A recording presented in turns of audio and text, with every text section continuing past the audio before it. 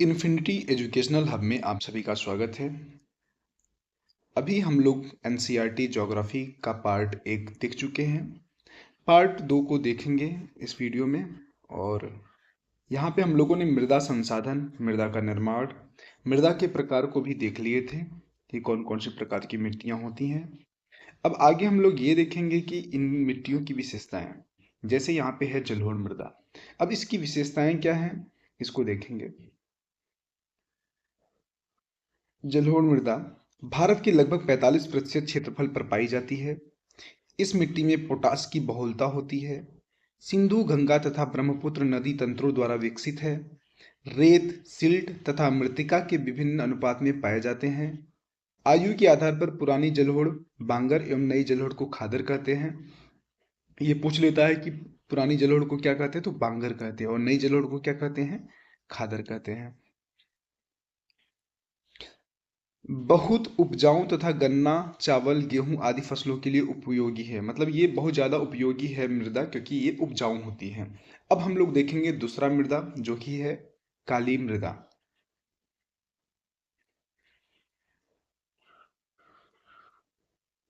काली मृदा रंग काला एवं अन्य नाम रेगर, रेगर नहीं बल्कि रेगुर मिट्टी है, रेगुर। इसको आप लोग सही कर लीजिएगा, रेगुर मृदा। अब दूसरी इसकी जो विशेषता है उसको देखेंगे हम लोग। टिटेनिफेरस मैग्नेटाइट एवं जीवांश की उपस्थिति होती है। बेसाल्ट चट्टानों के टूटने फूटने के कारण निर्माण होता है। आयरन, चूना, एल्युमिनियम एवं मैग्नीशियम की बहुलता होती है। कपास की खेती के लिए सर्वाधिक उपयुक्त मिट्टी है। महाराष्ट्र, सौराष्ट्र, मालवा, मध्य प्रदेश और छत्तीसगढ़ के पठारी भागों में पाई जाती है। अब हम लोग देखेंगे लाल एवं पीली मृदा।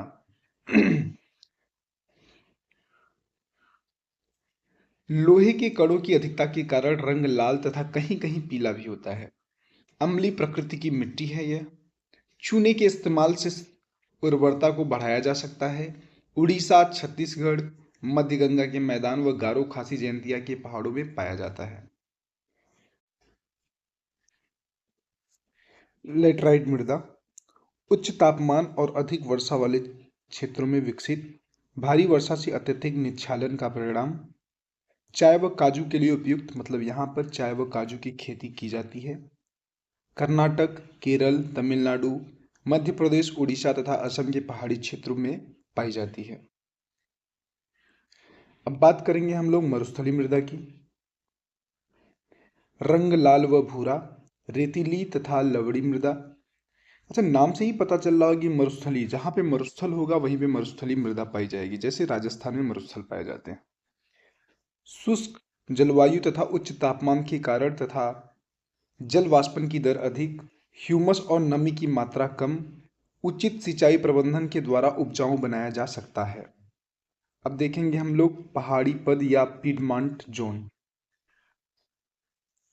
किसी पर्वत या पर्वत श्रृंखला के तल पर पाया जाने वाला क्षेत्र, उदाहरण के लिए पश्चिमी घाट का पहाड़ी पद, अर्थात पश्चिमी घाट के तल पर पाया जाने वाला क्षेत्र। मतलब पहाड़ी मृदा, जो पहाड़ होते हैं उनके नीचे इनके टूटने बिखरने से तो यहाँ पे मिट्टी एकत्रित हो जाती है, कंकरीले पत्थर एकत्रित हो जाते हैं। इन्हीं के बाद में अपक्षय व अपरदन से मिट्टी का निर्माण होता है। इन्हीं को पहाड़ी पद मृदा बोलते हैं, या पहाड़ी मृदा भी बोल देते हैं। अब हम लोग देखेंगे दक्कन ट्रैप के बारे में। प्रायद्वीपीय पठार का प्रायद्वीपीय पठार का काली मृदा वाला क्षेत्र, इसका निर्माण लावा मिट्टी के द्वारा हुआ है। बहुत ही उपजाऊ क्षेत्र तथा कपास की खेती के लिए उपयुक्त। अब दक्कन ट्रैप कौन सा है, अगर हम लोग भारत का मैप बनाए तो ये वाला जो क्षेत्र है आपका, यही है दक्कन ट्रैप। ठीक है। अब हम लोग देखेंगे वन मृदा। वन मृदा पर्वतीय क्षेत्रों में पाई जाती है। गठन में पर्वतीय पर्यावरण के अनुसार बदलाव।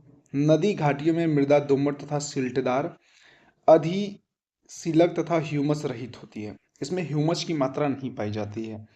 ठीक है। चलेंगे हम लोग देखेंगे खादर व बांगर में अंतर। खादर बांगर क्या है? हमने पहले भी बताया कि जलोढ़ मृदा दो प्रकार की होती हैं, एक होती है खादर, एक होती है बांगर। नाम अगर भूल जा रहे हैं बार बार तो ऐसे याद कर सकते हैं कि खाद कहाँ डाला जाता है। खाद जो नवीन जलोढ़ होती है उसमें खाद की मात्रा ज़्यादा होती है, उसमें शक्ति ज़्यादा होती है, इसलिए नवीन जलोढ़ को खादर कहते हैं और पुरानी जलोढ़ को बांगर कहते हैं। ठीक है, यहाँ पे दिया गया है नवीन खादर और बांगर में अंतर। नवीन जलोढ़ मृदा होती है खादर, जबकि बांगर प्राचीन जलोढ़ मृदा होती है। खादर अधिक बारीक व रेतीली होती है, बांगर कंकड़ व कैल्शियम कार्बोनेट में होती है। जो खादर होती है बार बार नवीकरण संभव, लेकिन बांगर में बार बार नवीकरण संभव नहीं। नदी के पास डेल्टा तथा बाढ़ निर्मित मैदानों में पाई जाती है और ये नदी से दूर ऊंचे स्तर में पाई जाती हैं बांगर मृदा। चलेंगे अब हम लोग देखेंगे आगे मृदा अपरदन के बारे में। मृदा अपरदन क्या है? मृदा के कटाव और उसके बहाव की प्रतिक्रिया को मृदा अपरदन कहा जाता है। मृदा अपरदन के कारण क्या क्या हैं? वनोन्मूलन, अतिपशुचारण, निर्माण व खनन प्रक्रिया और प्राकृतिक तत्व जैसे पतन, हिमनदी व जल। कृषि के गलत तरीके, जुताई के तरीके से भी मृदा अपरदन होता है। पवन द्वारा मैदान अथवा ढालू क्षेत्र में मृदा को उड़ा ले जाना, जैसे जब आंधी तूफान आती है तो मृदा को उड़ा ले जाती है, ऐसे मृदा का अपरदन हो जाता है। अब इसके समाधान कैसे होंगे? समाधान के लिए हमको ढाल वाली भूमि पर समोच्च रेखाओं के समानांतर हल चलाने से, जैसे अगर ढाल ऐसे ऐसे है तो हमको ऐसे ऐसे जोतना चाहिए। ठीक है, दूसरा पॉइंट है ढाल वाली भूमि पर सीढ़ी बनाकर खेती करने से, जैसे ऐसे ही ढाल है तो यहाँ पे मेड़बंदी कर देंगे, एक खेती इसमें करेंगे, फिर यहाँ पे मेड़बंदी करेंगे, सीढ़ी अनुसार बन जाएगा ये। ठीक है, इस प्रकार से खेती करेंगे तो मृदा अपरदन से बचाव संभव हो सकता है। बड़े खेतों को पट्टियों में बांटकर फसलों के बीच में घास की पट्टी लगाकर, मतलब घास की पट्टी लगाकर या पेड़ पौधे लगाकर, जैसे ये खेत है आपका,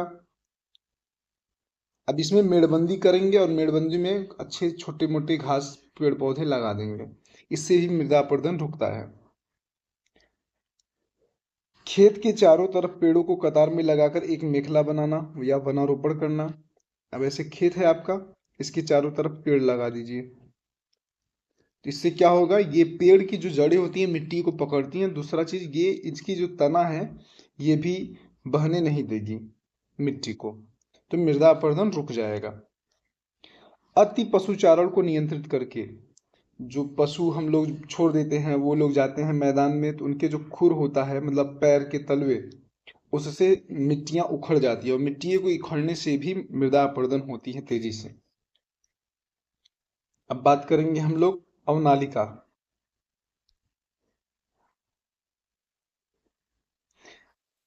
बहता हुआ जल मृत्तिका युक्त मृदाओं को काटते हुए गहरी वाहिकाएं बनाती हैं, जिन्हें अवनालिका कहते हैं।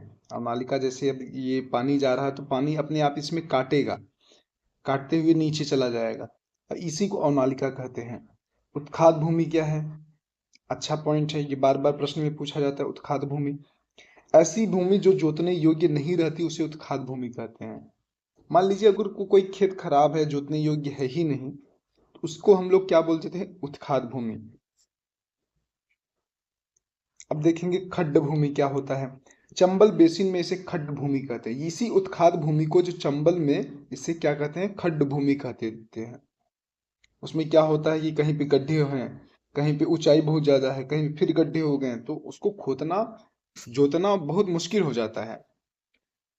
अब देखेंगे हम लोग पवन अपरदन। पवन द्वारा मैदान और ढालू क्षेत्र में मृदा को उड़ा ले जाने की प्रक्रिया को पवन अपरदन कहते हैं। यहाँ पे हम लोगों का जो चैप्टर फर्स्ट है वो लगभग समाप्त हो चुका है। अब यहाँ पे क्या है कि उसके सॉल्यूशन दिए गए हैं, कुछ ऑब्जेक्टिव प्रश्न हैं, उनके सॉल्यूशन दिए गए हैं। ठीक है, और मैं ये आपसे कहना चाहूँगा कि जो भी मैं ये पढ़ा रहा हूँ आपको नोट्स, इसको आप लोग अपने कॉपी या नोट्स में बखूबी लिखिए और उसको बार बार पढ़िए, और कम समझ में आया तो आप कमेंट बॉक्स में लिखिए, मैं उसका और अच्छे से विस्तार में समझाने का प्रयास करूंगा। ठीक है, चलिए मिलेंगे आपसे नेक्स्ट वीडियो में। आज के लिए बस इतना ही। और यदि आपको ये वीडियो अच्छा लग रहा है और आप चाहते हैं किसी प्रकार का वीडियो आता रहे इस चैनल पर, तो आप प्लीज़ कमेंट बॉक्स में कमेंट करें और दूसरों तक जरूर पहुंचाएं शेयर के माध्यम से, और लाइक भी करना ना भूलें। Thank you.